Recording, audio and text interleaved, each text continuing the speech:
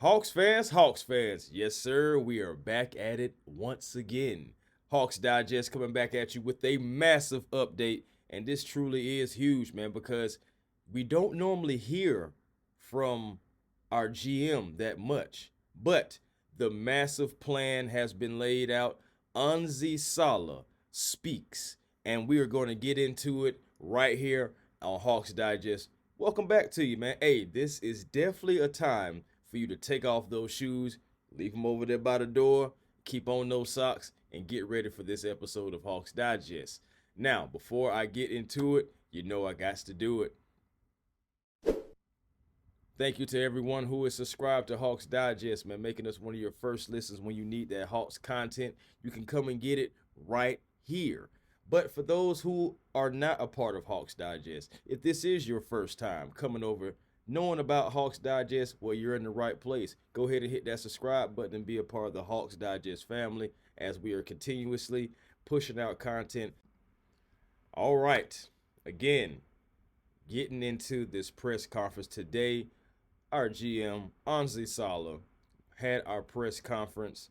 And shout out to everyone who was at the press conference as well, asking, a number of questions, honestly, for our GM, trying to find out philosophy, strategies, just building the front office continuously, like over and over. So, like, shout out to everyone, every reporter from 92.9 The Game all the way down to ATL Hawks fans. Locked On Hawks was there. It was a lot of people there asking a bunch of different questions. Of course, local media. So shout out to everyone who was there. But let's get into it, man. So who is ONSI Saleh? ONSI Saleh is a guy who was formerly with the Spurs and the Warriors, learning under R.C. Buford, Bob Myers, Coach Pop, Steve Kerr. So the theme about those gentlemen are what? Championship experience, caliber experience. That's what you're getting right there.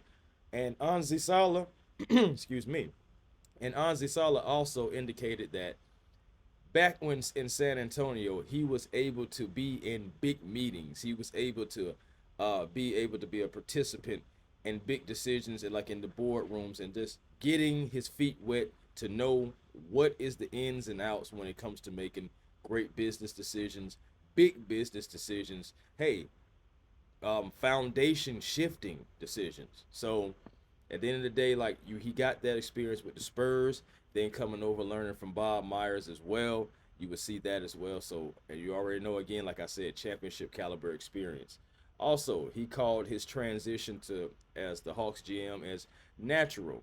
He credits law school as he went to law school as well, and also a NBA 2K session.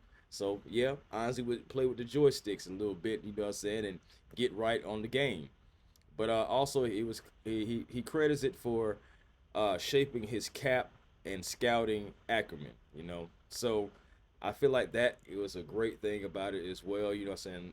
And the thing about law school, ONSI understands the CBA a lot better than me, a lot better than a lot of content creators when it comes to the Atlanta Hawks does. Law school is helping with that. That's obvious. And you know what I'm saying, that's why another reason why I know I wouldn't be able to run this salary cap and everything under these new CBA rules. I know a little something, but this guy ONSI Saleh is in the seat for a reason, and that's why what I'm saying, like the Atlanta front office, like the brass, should I say, Tony Resler, he is entrusting in ONSI Saleh, and I'll get more into that. He grew up in Canada, fully embracing now the Atlanta culture. Said he knew nothing about Atlanta outside of coming to travel to play, but now that he is in Atlanta, he sees the culture. He knows how humid it is out here now. Of course, like I said, some things that he just wasn't used to, but he's here now, and he honestly said that Atlanta is a place that he wouldn't mind retiring and spending the rest of his career. So now that could be a little PR. That could be. Who knows? I mean, I'm just telling you what the man said in that regard, and I actually enjoyed that part. I always want somebody who wants to be here, regardless. Okay, now let's get into talking about building of the front office. And he thanked Tony Resler to give him full empowerment to reshape the front office. Again, full empowerment. So everything that is going on with the Atlanta Hawks has to run through ONSI. Now, also about the empowerment, adding Peter Dinwiddie and Bryson Graham. 30 plus years of combined experience right there. Guys that he's known Peter a little longer than Bryson. Of course, so Peter, he's been in the game a little longer than Bryson, so he's been out there. But he said that these guys are just smart, but they're also culture builders. A key theme to his vision, ONSI Saleh's vision. So those are things right there. He also wants a well-oiled machine when it comes to the GM. He wants a well-oiled machine also when it comes to building this team. Those are encouraging things, right? All right. Moving forward, also ONSI, because it was a great interview, honestly. It's about 21 minutes, guys. If you want to go check it out, trust me, it's on YouTube right now. I checked it out on ATL Hawks fans, so you can too. But I want to get into the philosophy and the draft, the philosophy of the draft and the roster building. Something that was very interesting. Like, this is kind of like the meat and potatoes for me. And ONSI was basically saying that he believes in best player available. And for those who, know me, I'm Atlanta everything. So we've heard this best player available thing once before from another GM that is in Atlanta. Same, different bird, but same Atlanta team. Now, he's not into drafting for fit. That was very interesting for me. Also, character, competitiveness, toughness, resilient, adaptability. That is what he considers like that Hawks DNA. But even though it seems we're getting away from that, it seems like it's a new world order when it comes to the Atlanta Hawks. And the Hawks DNA thing is out the window. This is a new regime. Now, he drafted and worked out over 80 plus players in his career. We love the fact that we have the 13th and 22nd overall. Again, having the ability to have experience drafting players and maintaining that flexibility, that's great. Also, like I said, he loves pick 13 and 22. He did not indicate anything about necessarily trading those picks. He wants to keep things, he emphasized, basically about, you could move up, you could trade, having that option to do that. But he feels really good about 13 and 22 and possibly adding to the team. That's something that he hammered down along with best player available. He hammered that best player available down a few different times in this interview. So that is really his philosophy. It seems like he's sticking to his guns about that. We will also see what happens on Wednesday. I'm not so sure exactly if some of these players that we've been talking about will be those particular best players available, like the Hassan Yangs, like the Max Reynard. It all depends on how the draft falls, but it's not seeming like we're going to take two centers. Honestly, guys, if we even take one. Just leaving that out there for you. Best player available. If the best player available is a guard over a center for ONSI, he's going to, it seems like, and it sounds like, he's going to add that guard. But we'll see. Again, we shall see. And I would love to know what the draft boards honestly look like. But let me continue into this. He focused on high ceilings, impact on winning, and the fit with the culture. All things that we want to hear here as Atlanta Hawks fans. And those things are definitely should be in flux, definitely. Now, we got to start talking about a couple of players. Of course, you know that Trae Young was mentioned. Why not? Of course he was going to be mentioned. So they asked him about Trae Young and what he thought about him. And, of course, this could all be PR. You can take it for what it is. Again, I'm just reporting the news. And he said he met with Trae Young. He said they have a great relationship. They talk. They talk about, you know, it's in basketball mostly. Talk about leading the young guys and his leadership role, especially with the young guys last year. He loved what Trae did with them. Also loved the development of the young guys, of him with the young guys. He loved it all. He talked about it. Met with them recently. Says that Trae Young is locked in for the future season, for the 2025 season. He says he's locked in with them. He didn't have any kind of indication that Trae Young would be traded. I know some Hawks fans don't want to hear that, but that is what it is. He hasn't involved Trae in the free agency decisions though. He values Trae's insights on the culture and values Trae's thoughts when it comes to, you know what I'm saying, maybe on the roster, but it's not a whole lot. Okay, like what I'm saying is like, okay, thank you for your input, and you know what I'm saying, like he's gonna value it, but is it gonna be the end all be all? No. So again, this guy has full control. Is basically what it sounds like to me. Talked about Onyeka Okongwu because Caleb Johnson of 92.9 asked this question about the size of Trae Young and also Onyeka Okongwu possibly being undersized at point guard, undersized center, and he emphasized on the skill sets that impact winning. He's not chasing prototypes. The NBA has changed. He's not, and that's another thing that makes me think. I'm like, okay, so will we take a center in this draft? I still have that faith that we will take one, but it's not guaranteed at all just from this interview. It seems like ONSI, he has a vision for what, and I've also said Onyeka Okongwu is going to start.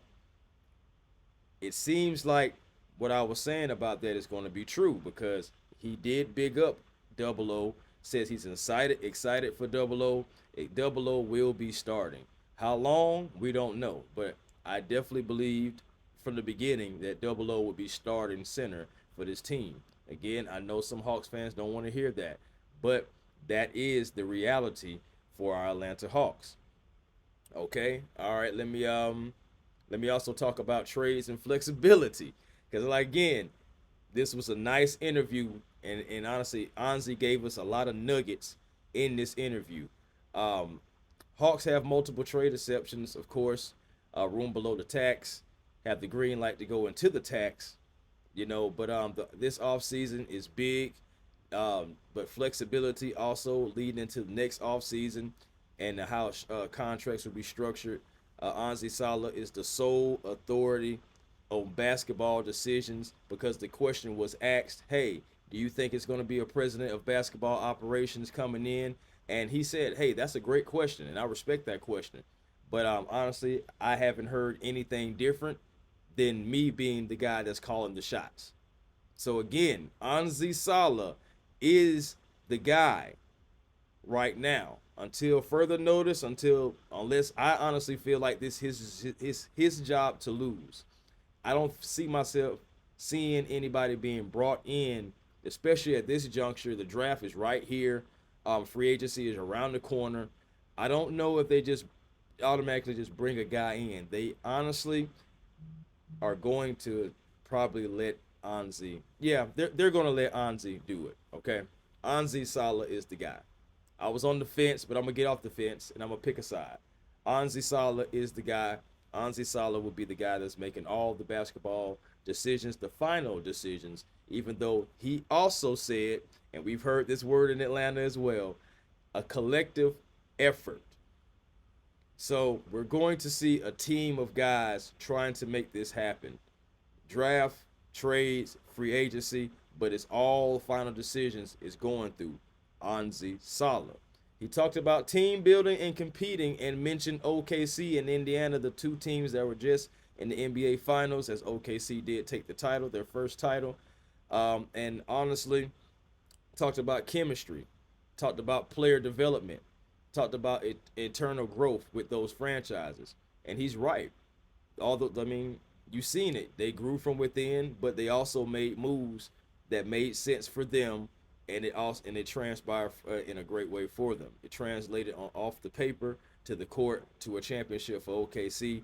Their philosophy, how they wouldn't let anybody get in front of the young guys and the development of the young guys. And then with the Pacers, they drafted pretty good, and they went and got guys, like I said, when they needed to. They went and got Hallie. And by the way, prayers up to Tyrese Halliburton for the injury last night as well too. Um, Terrible thing. I hate seeing injuries, and it's crazy. You know, it's gonna happen at the end of the season, last game, game 7, like that. Yeah, you hate to see that. But also stresses about building a program, not short-term flashes. He wants long-term continuity, and be able to be a consistent winner. Those are all things we love to hear, and I'm trying to tell you guys, as a Hawks fan, I'm ready to win as much as we possibly can. And if this guy ONSI Saleh, along with Graham, along with Dinwiddie, can help us go into the right direction and stay a consistent contender within the Eastern Conference that did get a little weaker, because you do have 3 guys that are probably going to be out for the rest of for the entire season next year, in Hallie, in Jason Tatum, in Dame Lillard, who all wear the number 0, by the way. But crazy. But you have all those guys out, so the Eastern Conference possibly have gotten a little weaker. Now is the time for the Atlanta Hawks to capitalize. I'm sorry that other injuries have happened, but we've been going through injuries since 2021, and it even really kind of started in 2021 when Trae Young went down. So we've been going through injuries, and it's time for us to stay healthy. And once we stay healthy, we can get to the playoffs. Get to the playoffs and give yourself a chance. That's all I want the Hawks to do. Give yourself a chance, because ONSI Saleh also said, and this is kind of tying back into the Trae Young thing and tying back into any other player, while no player is untouchable, I repeat, while no player is untouchable, the core guys will be respected and looked as to build a sustainable contender. Again, the core guys will be respected and looked upon to be built around with a sustainable contender. So he's looking at these core guys, and he's looking at them to build around them so we can be sustainable, so we can contend in the East and against Western Conference teams. Now, as far as free agency and making Atlanta attractive, he also said that he believes Atlanta is already a draw due to the city's appeal. I can say that. But says the culture and infrastructure, it's a great word, are ultimately what attracts free agents. He wants to turn ATL into a place where players want to grow and stay. So again, like building those cultures in San Antonio, Miami, Golden State, a lot of different teams that just aren't the Atlanta Hawks culture. Places that guys want to go. Places that guys want to retire, take those long-term deals and possibly help, a franchise get their championship. So, what's next for ONSI Saleh? ONSI says he's locked in. ONSI said he's locked into the draft this week, transitions into free agency, and he's ready for it. He says if he can just find a way to get some sleep, because he's doing so much scouting, he's checking on things. He says he's been going out there. He's been in a lot of different gyms checking out guys. He's doing all his due diligence, him and his guys. Kyle Korver is out there as well too. So these guys are locked in, because he said it even himself. This is our chance. It's pivotal. This is our chance to change the trajectory of this franchise. This is our chance. We have an opportunity now, and we got to add the right guys to our team. Summer League decisions are pending. We have trade exceptions and all that stuff like that. They have to work that out. Of course, like I said, again, he even described this as a pivotal summer, but sees room to grow for multiple years. Again, we're building something sustainable. Just before I get up out of here, I know this has been, been a minute since I did one this long, but I had to break this thing all the way down. Had to give you guys what you guys deserve, and that's the great content, surrounding our Atlanta Hawks. But also, a few things that I want to to hammer down. He said, you don't build a culture if everyone's not aligned. That is very true. I might be boring, but I will work my behind off for this organization. All right. There is no such thing as untouchable, just consistency and cohesion. That is your general manager, ONSI SALEH. And those were his comments in his presser today. And I'm thankful for every last one of you. If you guys are still here with me, you know what I'm saying, listening to what I had to say, breaking this whole thing down. Thank you so much and salute. And hey, man, let's get ready. The draft is only 48 hours away, less than really at this point. And I'm ready. By this time, you know, in about 2 days, we're going to be getting ready for the NBA draft all the way. The coverage and everything is going to be breaking down. Hey, man, Hawks 13-22. Let's see what it do, Hawks fans. But until next time, please, peace and blessings to you all. And to you all, I will holler.